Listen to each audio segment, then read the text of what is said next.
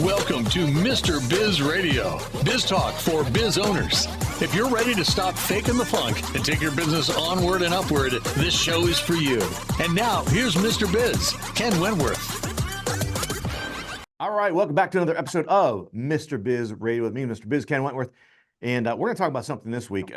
So I know there's a lot of people that watch the show, listen to the show, that are fans of Gary Vaynerchuk, Gary V. And if you followed him at all, and I don't follow him as much as I used to be honest with you.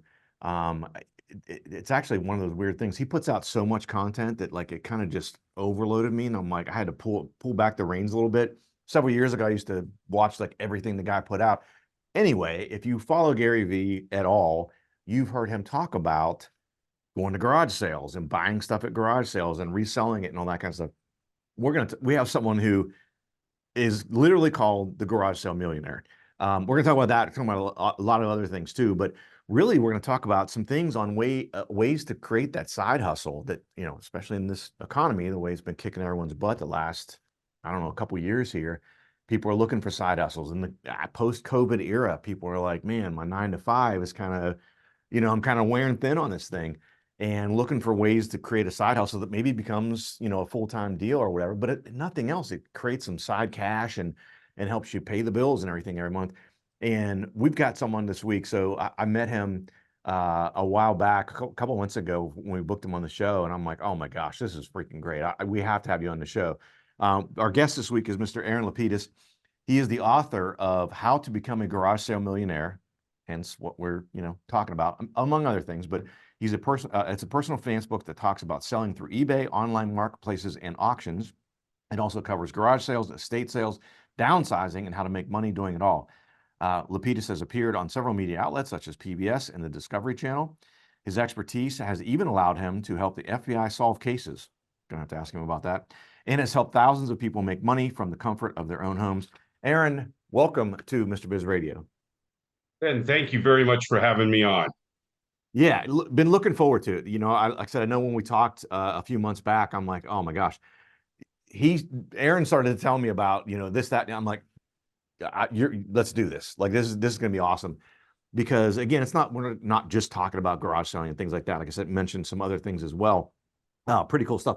But Aaron, tell us, before we dive into some of those things, tell us about your journey, your career journey, your entrepreneur journey that you've had, and how you've gotten to where you are and writing the book and all that.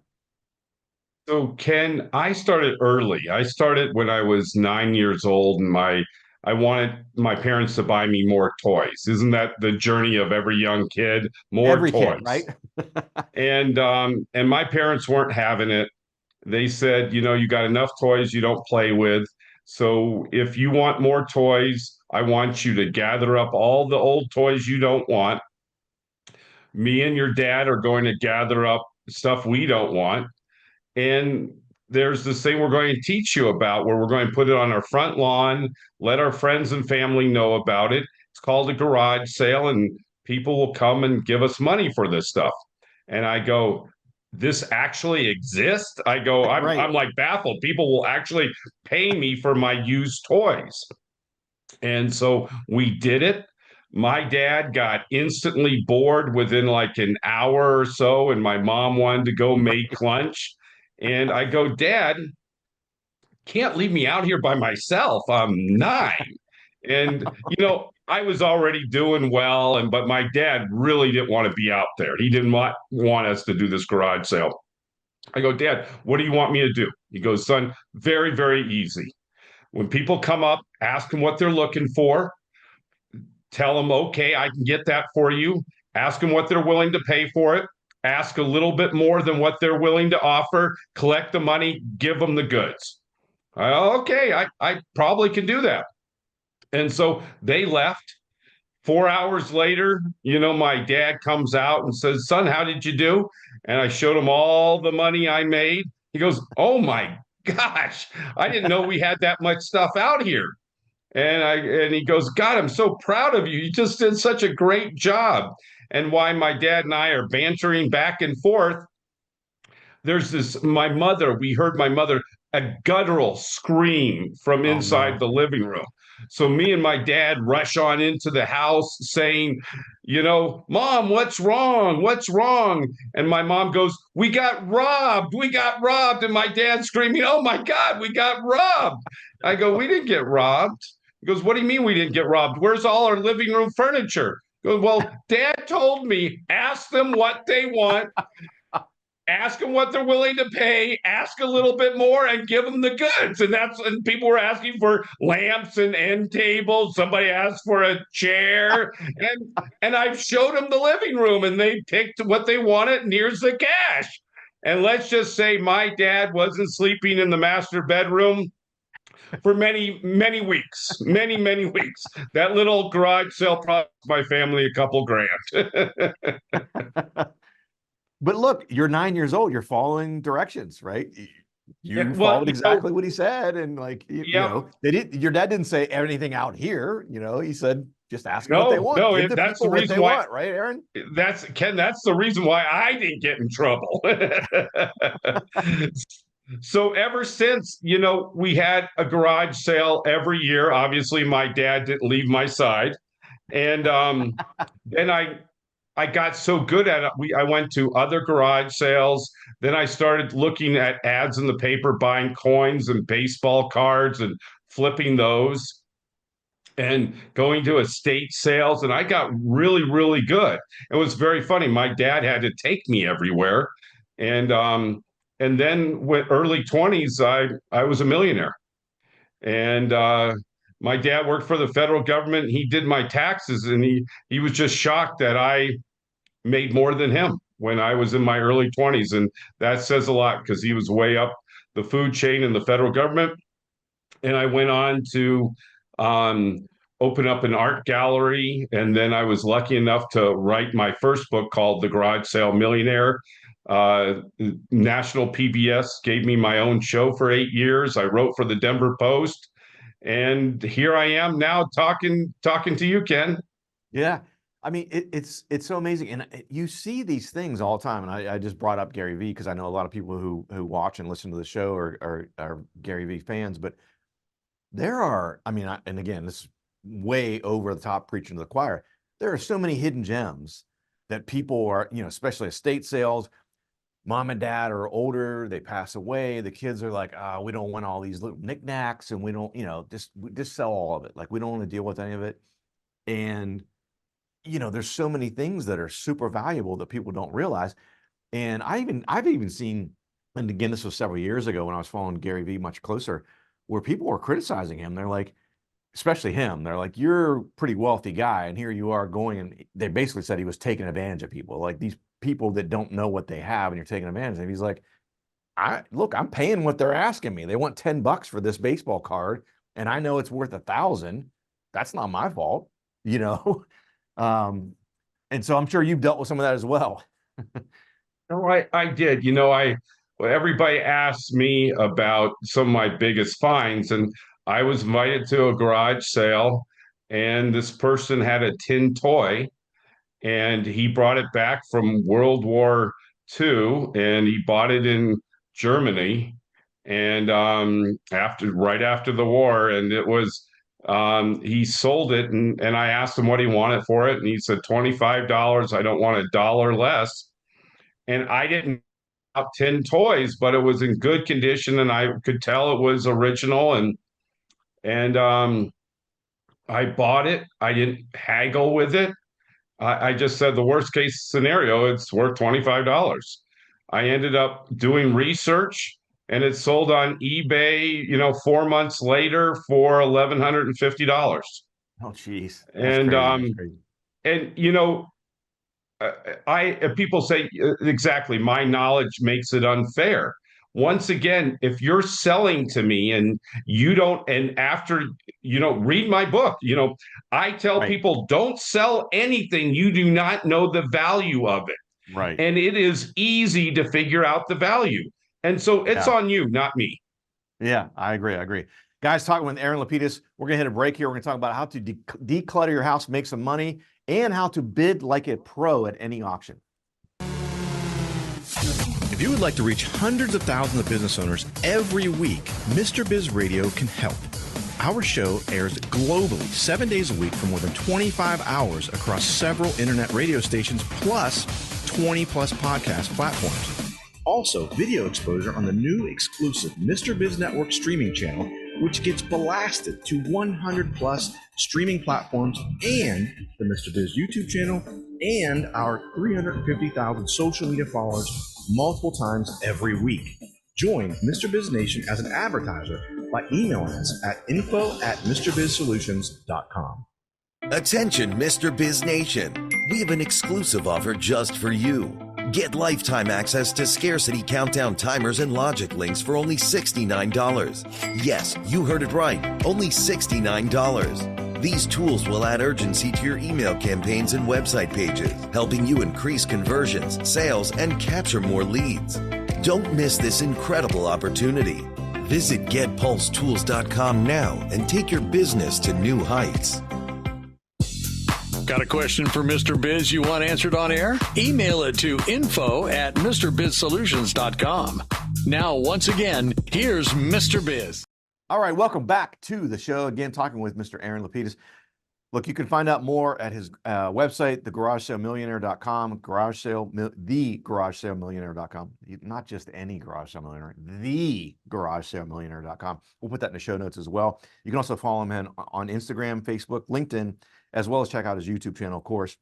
You know what? I want to talk about some things I teased before we left, hit the break there, Aaron, but I got to ask you about the show. 8 years. Like, first of all, how'd that even happen? And 8 years, obviously it was doing well enough. I mean, how many shows go 8 years? Not many shows go 8 years. Not many. You know, I was a phenomenon in Denver. I started on a smaller PBS station, and then I got picked up by Rocky Mountain PBS, and then I got picked up national. And I have over 50 shows in the can. And, you know, it was great. People liked learning more about collectibles. And Sure. they paired me, there was their Antique Roadshow on PBS, and then I was right after it. And they were, you know, I had huge ratings wherever I went, and it did very, very well. But, you know, after a while, you kind of want something to do new and improved. I wouldn't mind going back on TV, but it was a great ride while it lasted, and I had a lot of fun. Yeah, I can imagine. It sounds like it. Sounds like it. So I know one of the big things you kind of talked about a little bit during the first segment, and doing prep for the show and everything. You know, one of the things I know you talk about often, and I know it's in your book as well, is, you know, just kind of what you mentioned during the story about when you were 9 years old, is kind of decluttering your home and then also actually making some money off of that. What are some ways that people can do that? Because we all have. Look, I don't even want to tell you what the crawl space in our basement looks like. So we have a good chunk of the basement is finished, and it's my man cave. But we have a crawl space, and it used to be like super organized, but over the years, you know, you add this, and we never take anything out. I tell Mrs. Biz all the time, I'm like, if you're gonna buy a new Christmas tree, okay, fine. Can we get rid of one? Just like your dad was telling you, you got all these toys. Your parents were telling you got all these toys. Let's get rid of some of them before we start adding. And it's a new Christmas tree this year, and we don't get rid of a Christmas tree. And we literally, funny side note to that, my niece was going to move into an apartment and all that stuff. And I go, come to our house and like go shopping in our crawl space in our spare bedroom upstairs. Like, take whatever you want. Like, you know. But what are some ways that you could advise people to, you know, look at that, look for things to be able to declutter your house and also obviously make some money from it? So can I advise people, some people don't want to do garage sales. They don't have a front lawn, they don't have a garage, there's no place to really do it. And so that's where Facebook Marketplace comes in, or Nextdoor, or OfferUp. And where it's very, very easy. You take good pictures of those items, and you try to find out if there's anything else left on Facebook Marketplace, and price it well. You're not going to get what you paid for. You'll probably get 1/4 if it's in great condition, or less. If it's big, those are the places to put it. You know, big couches, a college refrigerator, anything like that that's big, that's not easily shippable. Those online marketplaces are the best.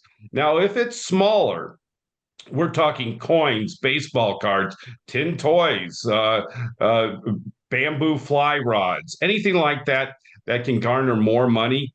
Facebook is the way to go. Every day, Okay. all day. You can easily price it. You'll get a lot more money. But once again, you're going to have to ship it. So that's the Yeah. drawback.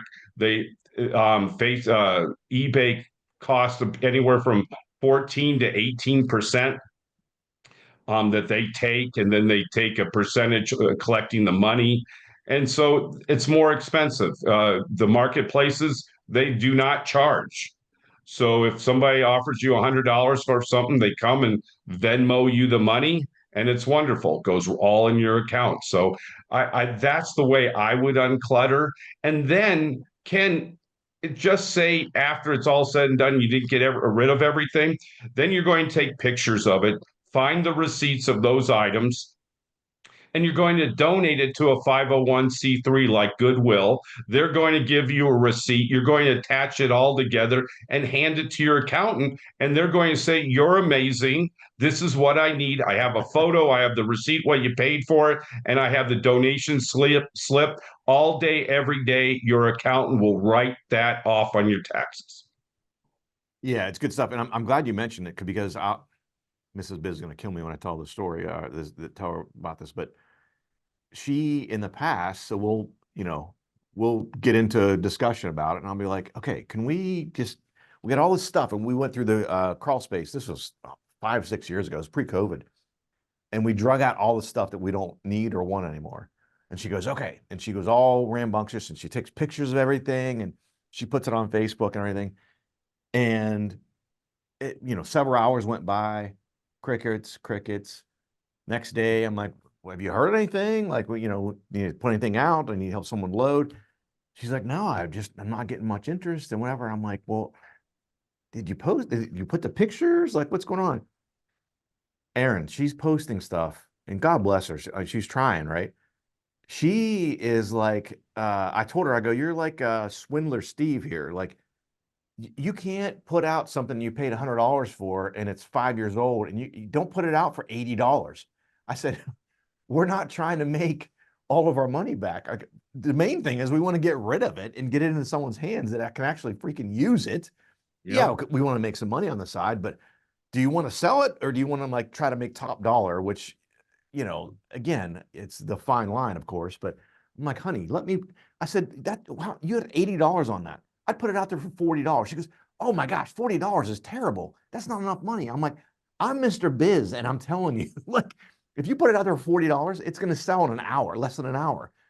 Do you want it to sit out there for? So she got frustrated by it because she was putting, I think, way too high prices. So she did sell a few things. And then of course that just fed her pricing ego. And she's like, see, I'm like, no. Overall, this is not going well overall, right? Because we still have all this stuff that we want to get rid of. And we did end up doing exactly what you said and donated a ton of stuff. And they were super happy because a lot of it was like really nice stuff. And I just got tired of trying to like figure out and like, let's price it here. And then, especially we've had the experience, or at least I have, sometimes, depending what you're selling, you get scammy people and, whatever. So I finally was like, I'm done with that. Like, I'm just going to donate it or whatever. We did go back and kind of had a much more successful second round of selling some things. But yeah, it was challenging. I think her, and again, God bless her, like her desire to, optimize the money piece of it. I'm not against that, of course, right? But it's like, I think, honey, you went a little bit too far on this stuff. Again, talking with Aaron LaPedis this week, thegaragesalemillionaire.com. Again, Instagram, Facebook, LinkedIn, and check out his YouTube channel. We're going to come back after the break. We hit another one here. And we're going to get a little bit of his tips on how to bid like a pro at an auction and creating that part-time hustle. How would you like to have direct access to Mr. Biz to help you run your business more profitably and more efficiently? At MrBizSolutions.com, you get live access to not only Mr. Biz, but also several of his hand-picked and trusted business experts, each with 20 plus years of experience to help you optimally manage and grow your business. That's just the start of where Mr. Biz Solutions begins. Learn more at MrBizSolutions.com. That's MrBizSolutions.com. Attention, Mr. Biz Nation. We have an exclusive offer just for you. Get lifetime access to scarcity countdown timers and logic links for only $69. Yes, you heard it right. Only $69. These tools will add urgency to your email campaigns and website pages, helping you increase conversions, sales, and capture more leads. Don't miss this incredible opportunity. Visit GetPulseTools.com now and take your business to new heights. Check out all 3 of Mr. Biz's best-selling books at MrBizBooks.com. Now, once again, here's Mr. Biz. All right, welcome back to the show. Again, talking with Aaron LaPedis this week, the Garage Sale Millionaire, not just any, but the Garage Sale Millionaire. And his website, again, we'll put it in the show notes, the Garage Millionaire, GarageSaleMillionaire.com, Instagram, Facebook, LinkedIn, YouTube. So Aaron, I want to get some tips from you, but before we even get to that, I want to talk about, I guess it's a tip as well, but you obviously are very good at this. You've been doing this for a good while.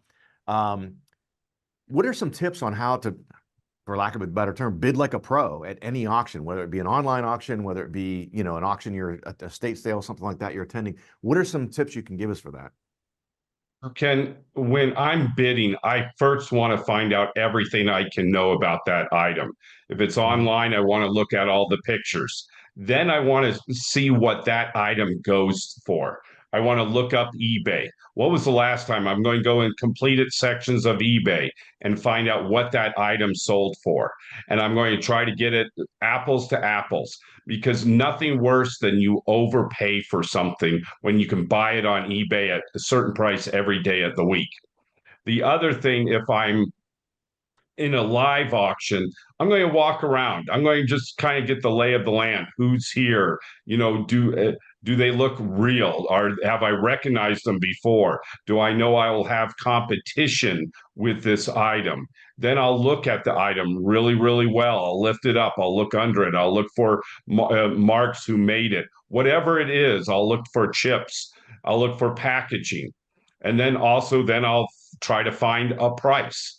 I'll make sure I know what the buyer's premium is. A lot of people something, and then after the fact, there's a 25% buyer's premium. So they thought they got a good deal. Now they have to pay 20% more. Then they have to pay sales tax. So I want to make sure I know all the extra costs that are going to be involved when I buy online or because on eBay does, for a buyer, there's not any extra cost.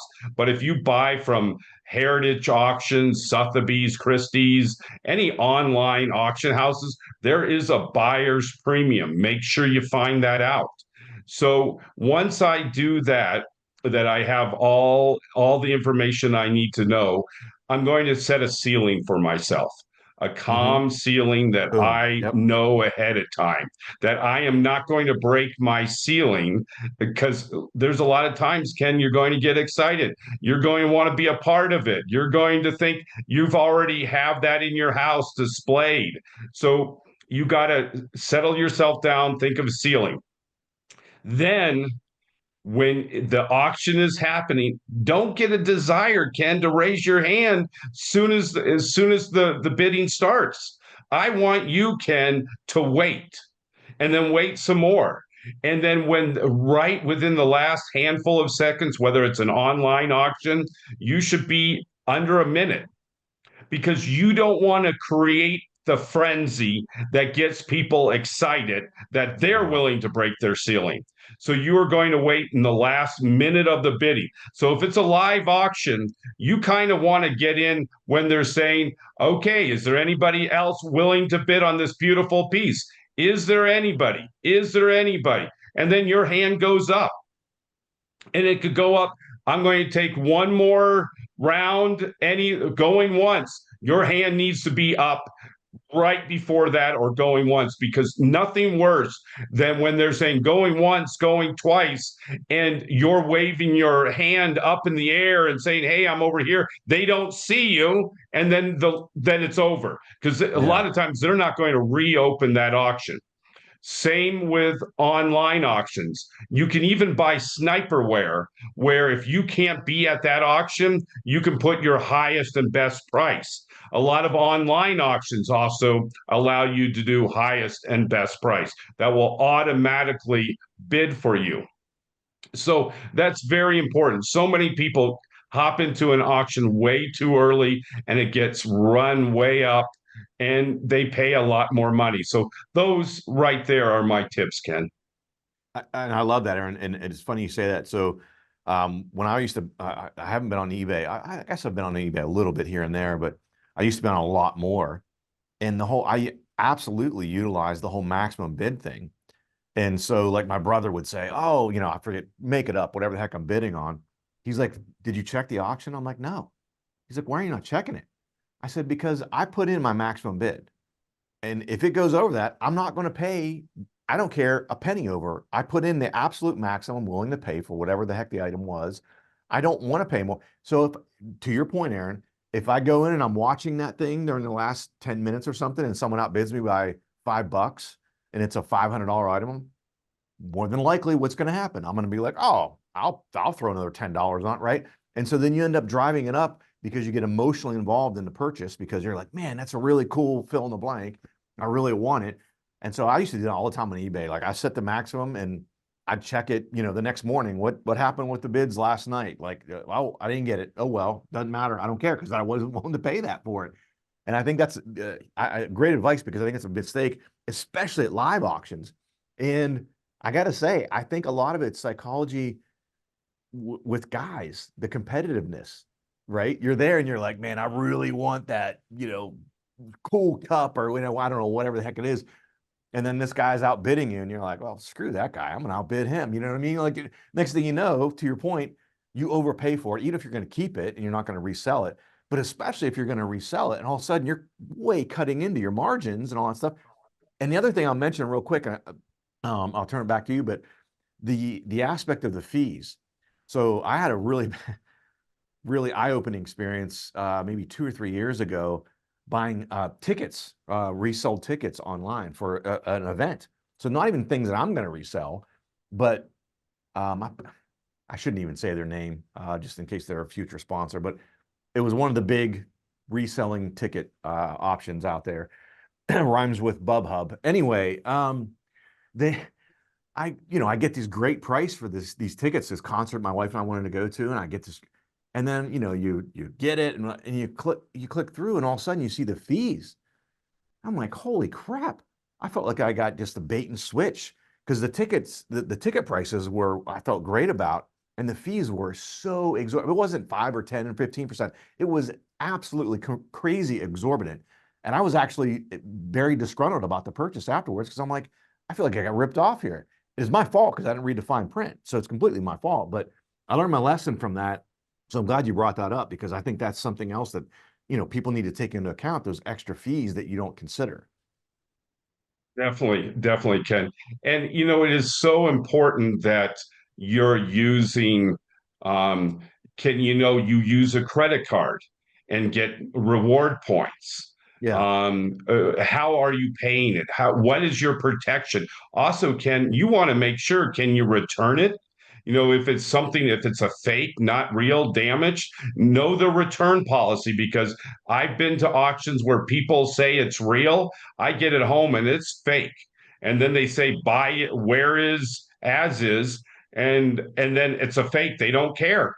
So Right. You got to make sure you know all the stipulations and protect yourself and your money at all times because a lot of people are trying to part you from your hard-earned money, Ken.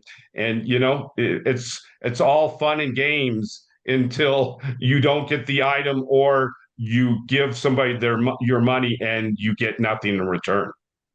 So we only got a little bit of time left here, but where's the best opportunities for if you want to be a reseller? Is it the Facebook Marketplace? Is it eBay? Is it estate sales? Where's the best place people should go? And to sell little items, eBay, bigger items, Facebook Marketplace, Nextdoor, offered up. I don't like that much. Also, just be very careful. A lot of games are played on all those. on with your money. So you want to just say, if you're selling something, you want to say you want cash. Cash is king. That's the best thing to always do. Aaron, you stole my heart just now, because I literally close every show like that. So Aaron LaPedis, thegaragesaleMillionaire.com, Instagram, Facebook, LinkedIn, YouTube. Aaron, thanks so much for coming on the show. Thank you. Yeah, absolutely. Guys, have a fantastic rest of your week. Thanks for watching. Thanks for listening. Have a fantastic rest of your week. And don't forget, as always, cash flow is king.